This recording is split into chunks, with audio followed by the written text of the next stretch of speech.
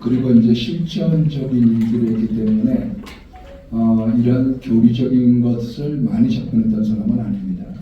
그런데 제가 지금 대전신학대학교에서 이단에 대해서 7년간 강의를 하고 있습니다. 그래서 이제 이런 한단총에서의 이야기를 제안을 받고 그동안 평소에 하고 싶었던 이야기들을 좀 들려드리면 좋겠다, 그런 생각을 가졌습니다.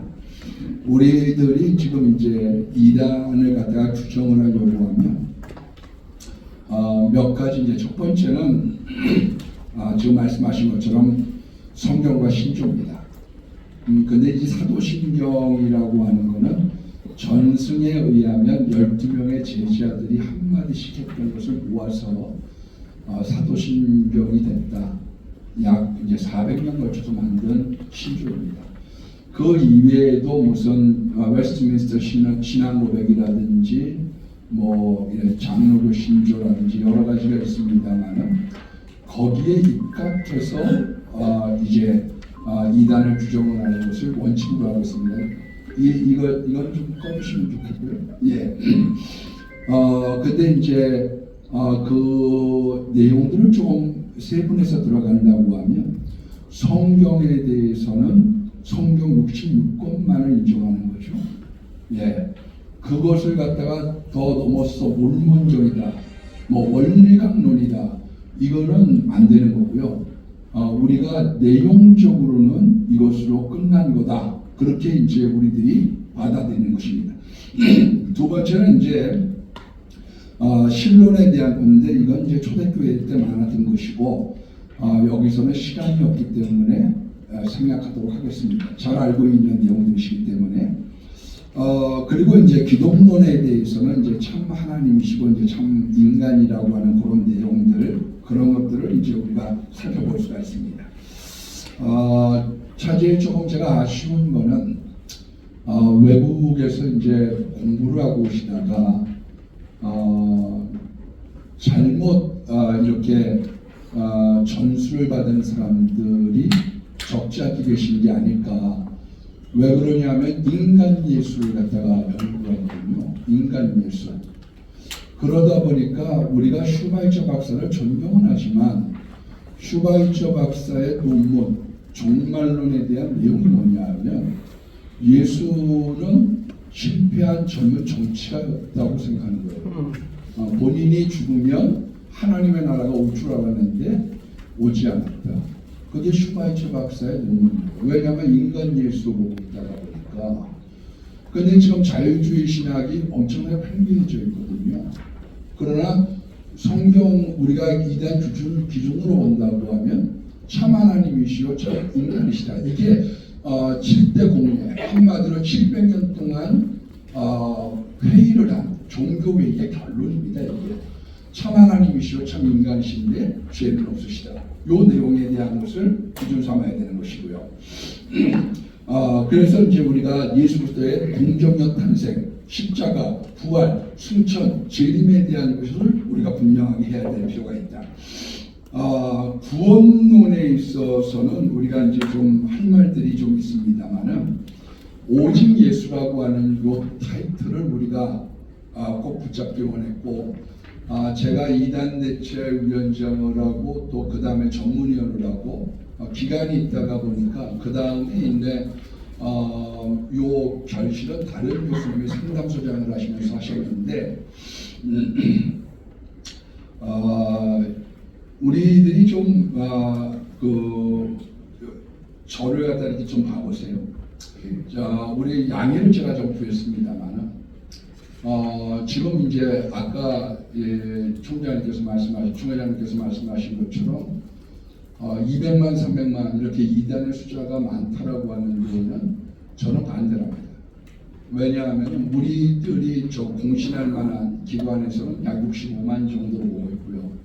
지금은 신천지는 30만까지 갔다가 정강 때를 잡으니까 10만 명 정도로 좀 줄어들고 있습니다. 저는 사실 그런 거에 강의도 익숙합니다만은 우리가 좀 짚고 넘어가야지 될 것 중에 하나가 뭐냐면은 은사 중단론자가 있고 은사 계속론자가 있어요. 그러니까 2000년 전에 은사가 끝났다고 보는 데가 있습니다. 거기가 이제 합신이라든지 고신이라든지 거기가 주를 이루고 있는 것이고요. 은사가 계속되고 있다. 지금 오늘날에도 그런 분들이 사실상 다 모여져 있는 것이 통합이죠. 저는 오늘날에도 은사는 계속되고 있다고 보고 있습니다. 그거는 세문안교회를 담임을 하셨던 이수영 목사님 우리를 가르치기도 하셨지만 계시의 내용은 끝났습니다. 그러나 계시의 행위는 이어지고 있는 거예요.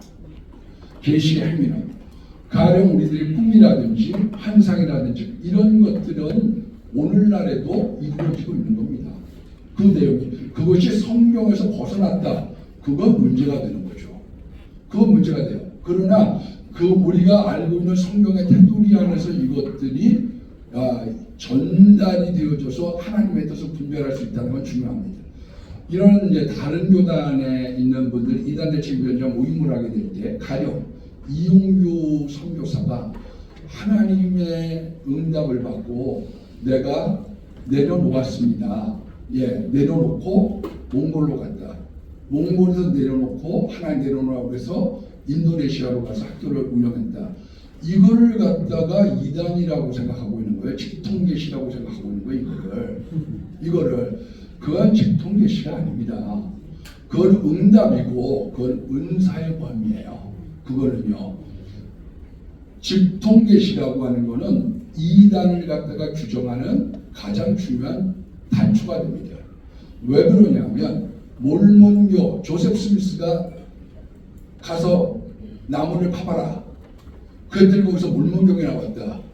내가 김성도 권사 내가 천국에 갔더니 예수님이 이렇게 얘기했다. 그러고서 엉뚱한 방향으로 흐른 것. 아까 총회장님 말씀하신 것처럼 그 내용들 속에 내가 이제 무슨 이런 계시를 받아가지고 뱀과의 관계성 속에서 가인이 타락의 후손이다. 이렇게 얘기를 하는 것을 금지시키고 있는 거죠. 그게 잘못된 거죠. 계시라고 하는 거는 그분들이 몰라서 하는 얘기지 직접 계시가 있고 간접 계시가 있습니다. 우리는 일반 계시, 특별 계시만 얘기하지만 공적 계시도 있고 사적 계시, 외적 계시도 있고 내적 계시도 있고 직접 계시도 있고 간접 계시도 있어요. 그 계시론에 여러 가지 종류가 있는데 그 직접적으로 자기가 하나님에게 응답받았다고 해서 엉뚱하게 받아서 내가 문선명처럼 되는 것이 근거가 되는 거죠. 이단의 근거. 그거는 응답이라든지 은사하고는 다른 거예요. 그래서 제가 질문합니다. 목사님은 도대체 그러면 뭘로 소명을 받아서 목사가 되셨습니까? 목사님은 도대체 기도해서 응답을 어떻게 받습니까? 그거는 직통계시가 아니에요. 그거는 그래서 이거를 원래 직접 계시라고 하는 말을 폄하시키기 위해서 직통계시라고 했는데 사람들이 오해를 해서 어떻게 계시를 받아들이냐. 자기가 응답받았어요. 나 너 내려놓고 여기 사역지로부터 너 인도네시아로 가라. 너 여기에 있는 이 사역지에서 네가 충성을 다해라. 그와 같은 내용을 갖다가 이걸 직통계시라고 생각해서 이렇게 얘기하면 다 때려잡고 앉아있으니 답답할 노릇이죠. 그거는 무지의 소치입니다. 계시론에 대한 것들에 대한 연구가 부족했기 때문에 나오는 거예요. 여러분 우리가 이야기하고 있는 계시론, 우리가 이제 교수님께 제가 양해를 좀 구했습니다만은 우리가 얘기하고 있는 어떤 그런 응답에 대한 것이나 예언이라든지 이런 것들은 불완전한 은사입니다. 그거는요. 그러니까 분별하도록 하라고 얘기한 거죠. 정확하면 못하라 분별을 하겠어요. 한 사람이 예언하면 다른 사람들을 분별하라고 하는 이야기는 불완전한 은사이기 때문에 그런 겁니다. 그러나 우리가 미가야 때에도 보면 가짜 선지자들이 400명이 있었지만 가짜 선지자가 400명이 있었지만 거기에 진짜 다이아몬드가 하나 있단 말이죠. 우리가 통해 401개의 가짜가 진짜 다이아몬드가 있으면 이걸 내버리겠습니까? 고르겠습니까? 골라내는 것이지 이걸 다 쓰레기통에 집어넣어서 다 이것이 잘못된 것이고 이단이다라고 얘기하는 건 올바른 게 아닙니다. 성경은 우리들에게 그렇게 얘기하고 있지 않아요. 예레미야 때도 마찬가지고 그 모든 일들을 통해서 하나님께서 올바른 것들을 규명하도록 하고 있는데 여기에 대한 엄밀하게 따지면 신학적인 기초가 없는 분들이 너무 이단 사역에 뛰어들고 있는 거예요. 제가 이거 규정을 하지 말라고 합니다. 목사를 20년, 25년, 30년 한 목사 15명이 모여서 안 된 거를 전문의원들, 교수님들과 상담소장님들은 모여서 1년 동안 연구해가지고 하는 것을 이거 뭐 이단 사역하려고 했더니 이게 집사는 부셔주지 않거든요. 신학교 가서 2년 3년 하면 목사 비행기에서 받아. 그러고 난 다음에 나 목사요. 이래가지고 얘기하면 되겠냐 이거예요. 이거는 우리들의 신중성을 기해야죠. 왜? 사형신고를 내는 거니까. 저는 사람들 안 만났습니다. 이단대 진변정할 때. 근데 세 사람이 찾아왔어요. 한 사람은요, 아내가 죽었습니다. 제가 알고 있는 한 사람이 죽은 게 세 사람이에요. 얼마나 스트레스 받았으면. 두 번째 온 사람, 어금니가 6개가 빠졌습니다. 세 번째 온 사람, 머리가 다 빠져버렸어요. 이거는 우리들은 돌멩이 던지고 아니면 그만이지만 당사자들의 입장에서는 우리가 신중을 기해야 됩니다. 이거는요. 거기에 대해서 좀 얘기하고 싶고, 우리가 보면 이단 사역하는 분들끼리 자기들끼리 싸움이 나가지고 미주세이연이 이단 단체로 돼버렸어요. 그거는 이단으로 규정하고 있었던 사실상 죄송합니다. 합동식 교단이 엄밀하게 따지면 신학적으로 부족했기 때문에 그것을 시작을 했고 통합교단도 뭔지 모르고 그런 거예요. 제가 거기에 아주 답안지를 써줬습니다. 뭘 가지고 있느냐 하면은 여호와를 갖다가 여호와가 30년을 이야기하면서 예수를 여호와라고 한다라는 말 때문에 그걸 갖다가 이단으로 잡아가지고 일신론자라고 해석을 했어요. 여러분 성경에 보면요 예수님을 여호와라고 한 게 구약에 여러 번 나옵니다. 가령 주의 길을 예비하라를 여호와의 길을 예비하라고 구약에서 얘기하고 있잖아요. 사도 바울에 대해서 이사야서 9장 6절의 말씀에도 보면 전능하신 하나님을 갖다가 원어는 전능하신 야훼입니다. 야훼. 왜 그러느냐? 칼빈이 세르바투스를 죽이고 난 다음에 거기에 대한 여러 가지 도전을 받게 됐어요. 욕을 많이 먹게 됐단 말입니다. 그래서 창조주 하나님을 넘어서 그분은 전능하신 야훼라고 하는 말을 갖다가 그것을 갖다가 주석을 다는 거예요. 이거를 갖다가 그런 구절이 있다라고 하는 얘기를 갖다가 얘기했는데 이거에 대한 이해와 신학적인 근거가 부족한 사람들이 이거 가지고 자기들끼리 싸워서 이단으로 정죄하면 되겠습니까?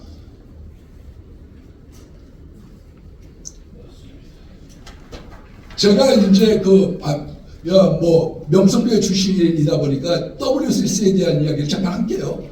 왜? 우리 통합 측에다가 하는 얘기가 있습니다. 당신들 자유주의고 용공이고 여러분 애당초 2013년도에 WCC 총회를 하게 될 때 우리 모든 개신교단들이 모여서 사실 명성교회에서 모여서 회의를 하게 됐습니다.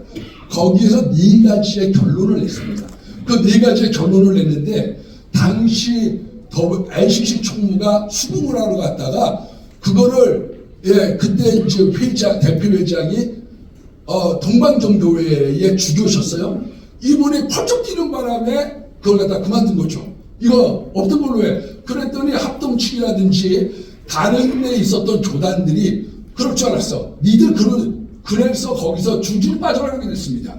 그런데 개신교 교가 우리가 지향하려고 했던 것들은 뭐였느냐? 첫 번째로 종교다원주의를 배격한다. 그게 거기에 첫 번째 나왔던 거예요. 종교다원주의를 배격한다. 오직 예수 그리스도 외로는 구원받을 자는 없다. 통합 측 헌법의 35장 4항에 보면 복음 그 예수 그리스도 안에서 계시된 것 이외에는 구원의 길이 없다고 명시하고 있습니다. 이거는 두 번째가 뭐냐면은 우리의 예배는 이제 하나님께 이제 성삼위 하나님께만 하는 것인데 두 번째 공산주의, 인본주의, 동성애 복음에 관한 사상을 반대한다. 이겁니다. 그래서 제가 여기에 대한 하게 될 때 다음에 있었던 그 소장님하고 제가 여러 가지 그거 있었습니다만은 거기다가 동성애를 갖다가 이단 규정에 넣었죠. 동성애는 이단이다. 우리 헌법에도 26조 12항에 통합 측에 동성애는 이단으로 규정이 되어져 있습니다. 다원주의도 마찬가지죠. 이단으로 규정해 놓고 있어요. 그 내용들을 이야기하고 있고, 공산주의는 유물사관으로 제가 놓습니다. 그런데 이것은 통과가 되지 못했어요. 왜냐하면 오늘날의 시대 속에 이 사회주의적인 개념들이 많이 들어와져 있기 때문에 유물사관, 공산주의를 배격한다는 사실은 이거를 유물사관, 그거는 종교적이지 이 문제가 있지 않냐, 요거를 넣었는데 그거는 채택이 되지 않았습니다. 그리고 세 번째 개정존도를 갖다 반대한다. 실은 WCC의 약점이 있습니다. 왜 WCC의 약점이 있느냐 하면, 이 WCC가 생길 때 우리가 종교의 이름으로 더 이상 싸우지 말자예요. 1945년도에 전쟁에 맞춰지고 난 다음에. 그래서 문제가 뭐가 되느냐, 너희들이 오직 예수라고 하는 말을 자꾸 얘기하기 때문에 싸우는 거 아니냐. 태동적으로 다원주의에 대한 약점을 갖고 있는 거예요. 실은 WCC는. 왜? 네가 얘기할 때 종교적인 평화를 갖다가 얘기하려고 하면 오직 예수 버려. 그거 있다 쳐. 네가 그거를 얘기하니까 전쟁이 되고 사람 죽인 거 아니야. 그 내용이 있었기 때문에 이것을 우리가 보완하기 위하여 다원주의에 대한 것들을 이단 규정에는 넣은 겁니다. 그리고 우리가 한국만 있었던 통성기도, 한국인만 있는 새벽기도를 전 세계에 보급하기 위하여 한국적인 것을 가지고 보급하려고 했던 것이고, 개별설교에 무슨 할 얘기가 많아요. WCC에 와서 지금 그건 아니고요. 개별설교에 이미 오직 예수님만이 구원이시다라고 하는 것은 김성환 목사님이 2번 설교를 한 겁니다. 그거는 정확한 팩트를 가지고 우리가 얘기할 필요가 있다. 전 제가 이 자리에 쓰게 될지 모르겠는데 차제에 말씀드리면 좋겠다는 생각이 들었습니다. 그래서 제가 가면서 요번에 직통계시를 바꿨습니다. 논란이 많았죠. 성경에서 벗어난 계시관을 바꾸자. 이건 통과가 됐습니다. 왜? 그거는 직접 계시라고 하는 말에 대한 오해 때문에 생긴 거예요. 그걸 직통계시라고 얘기하니까, 아니 그럼 무슨 수로 당신은 응답을 받습니까? 설교 준비하면서 자기가 그럼 받은 그게 올바르다라고 하는 규정이 있나요? 그건 말도 아닌 얘기죠. 그거는 성경의 테두리, 주석의 테두리 안에서 우리가 해석해야지 되는 겁니다. 자, 아까 얘기가 나온 이거 벨라기우스주의에 대한 것도 마찬가지입니다만은, 성경에 저는 요한계시록을 갖다가 집필했습니다. 이에 저의 학자의 길을 좀 열어줬죠. 그런데 성경에서는 우리가 칼빈이 얘기한 것처럼 한 번 구원은 영원한 구원이다라고 하는 것에 대한 논란이 많습니다. 그러나 실질적으로 우리 기독교 성경이 얘기하고 있는 것은 한 번 구원은, 이건 우리들이 채택하고 있는 거죠. 한 번 구원은 영원한 구원이지만 막 사는 거에 대해서는 너희가 성령님을 슬프게 하고 괴롭게 하면 거기에 대한 대가가 따라. 그게 우리들의 교리인 거죠. 한 번 구원이니까 그 다음부터 그걸 유럽의 교회가 멸망했던, 몰락했던 지금 1%도 안 되는 원인이 어디에 있느냐? 이제 출생해서 세례받았으면 나 백제라. 그 다음에 너희들이 모르라든지 내가 천당 가는 데 지장 있어? 그게 아니죠. 그렇게 했는데 네가 정말로 구원을 받았다고 하면, 그런데 성령님을 슬프게 한다. 거기에는 풍파가 있고 괴로움과 대가가 있다는 거예요. 다윗처럼. 이거에 대한 내용들을 얘기하는 것이고, 여기에 대해서 제가 지난주에 고린도전서 10장에 대한 설명을 했지만, 고린도전서 10장 5절이나 유다서 1장 5절 말씀에 보면, 요한계시록도 마찬가지지만 구원받은 자들이 광야에서 엎드러진 자들이라는 겁니다. 성경은 우리들에게 한 번 구원은 영원한 구원이라고 하는 것만을 주장한 적이 없어요. 그거는 그래서 한 번 구원은 영원한 구원이라고 얘기하고 있는 통합 측에 대한 것을 저는 존중을 하지만, 로마 가톨릭은 어떻게 얘기하고 있느냐? 대죄는 구원을 잃어버릴 수 있다고 가르쳐줘. 살인을 했다. 이런 것은. 그리고 루터교 같은 경우에는 청함을 받은 사람은 구원을 잃어버릴 수 있어요. 그러나 택함을 받은 사람은 구원을 잃어버리지 않는다. 그리고 로마 가톨릭 같은 경우에는 더 거기에 대한 구원에 대한 상실에 대한 security of salvation에 대한 이야기들을 교파들마다 다르게 얘기하고 있는 거죠. 이거를 갖다가 이야기하면서 자꾸 내 생각만 가지고 얘기를 하다 보니 펠라기오스주의자, 그러니까 감리교는 이겁니다. 꽃이 나비를 불렀느냐, 나비가 꽃으로 가느냐, 우리는 꽃이 불러들였다고 보는 거고, 감리교는 거기에 대해서 같다라고 하는 자유의지를 강조한 것뿐이지 강조점이라는 것이지, 이것에 대해서 우리가 오늘날에 있어서 500년 전에 있는 교리를만 가지고서 모든 것을 재단하기에는, 그러면 감리교 이거 다 문제가 되죠. 시간이 없기 때문에 맨 마지막에 있는 이 전철연설에 대한 이야기만 하고 마치려고 합니다. 실질적으로 통합 측에 있는 분들은 이 통합 측뿐만 아니라 장로교에 있는 분들은 원래 가지고 있는 게 무천연설입니다. 무천연설. 그래서 어거스틴, 루터, 칼빈 이런 사람들이 다 무천연주의자예요. 교회 천연이지.